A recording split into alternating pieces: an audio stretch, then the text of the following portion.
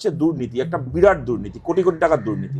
আপনারা জানেন যুব ভারতী ক্রীড়াঙ্গনে বা যে কোনো ইডেন গার্ডেন্সে সব জায়গাতে জলের বোতল নিষিদ্ধ। আজকে বেশ কয়েক বছর ধরে এই নিয়ম করে দেওয়া হয়েছে, কারণ অতীতে কিছু ঘটনা ঘটেছে, জলের বোতল দিয়ে ডিসরাপ্ট করা হয়েছে খেলাকে, জলের বোতল নিষিদ্ধ।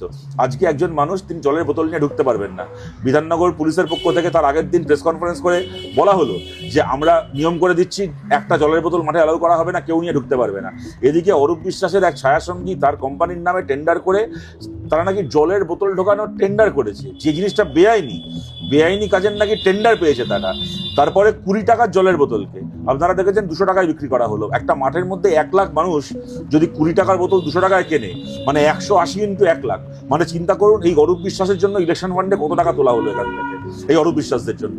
সুতরাং এটা খালি শুধুমাত্র প্রশ্নটা এখানে কতগুলো মান সম্মান কি মেসিকে দেখতে পাওয়া না পাওয়ার আবেগের প্রশ্ন না, এখানে কোটি কোটি টাকার দুর্নীতি ইনভলভ আছে এখানে। এবং বারবার করে এই সমস্ত একটাকে সেলফি তুললো, দুটোকে সেলফি তুললো, এইসব দেখিয়ে আসল প্রশ্নটাকে তৃণমূল আড়াল করার চেষ্টা করবে, যে এখানে যে কোটি কোটি টাকার দুর্নীতি এবং দুর্নীতির কারণে যে অব্যবস্থা তৈরি হয়েছে। আজকে আমি দেখছিলাম পুলিশের পক্ষ থেকে বলা হচ্ছে জলের বোতল কি করে ঢুকলো না, বলছে আমরা দেখিনি, আগের দিন রাত্রিবেলা আমাদের চোখের আড়ালে জলের বোতল ঢুকিয়ে নেওয়া হয়েছিল।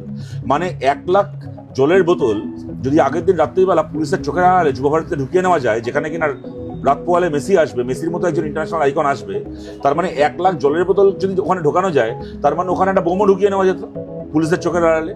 আগের দিন রাত্রিবেলা পুলিশের কোনো পাহারাদারিত্ব নজরদারিত্ব ছিল না, তার মানে যদি একটা বোম বিস্ফোরণ হয়ে কোনো একটা ঘটনা ঘটতো, যদি মেসি মারা যেত, কি হতো? মমতা ব্যানার্জি মেসির বউকে 2 লাখ টাকা ক্ষতিপূরণ আর পরিবারের একজনকে হোমগার্ডে চাকরি দিতেন পশ্চিমবাংলায়। সুতরাং এই যে পুলিশ থেকে শুরু করে এই অরূপ স্বরূপ থেকে শুরু করে সুজিত বোস, সবাই মিলে যেখানে দুর্নীতি এবং টাকা পয়সার ভাগ বটোয়ারা করেছে ভোটের আগে ওই মেসিকে দেখিয়ে, এইটা কিন্তু একটা বিরাট বড় স্ক্যাম পশ্চিমবাংলায়, যে স্ক্যামটাকে সামনে আসতে আমরা দাবি করছি।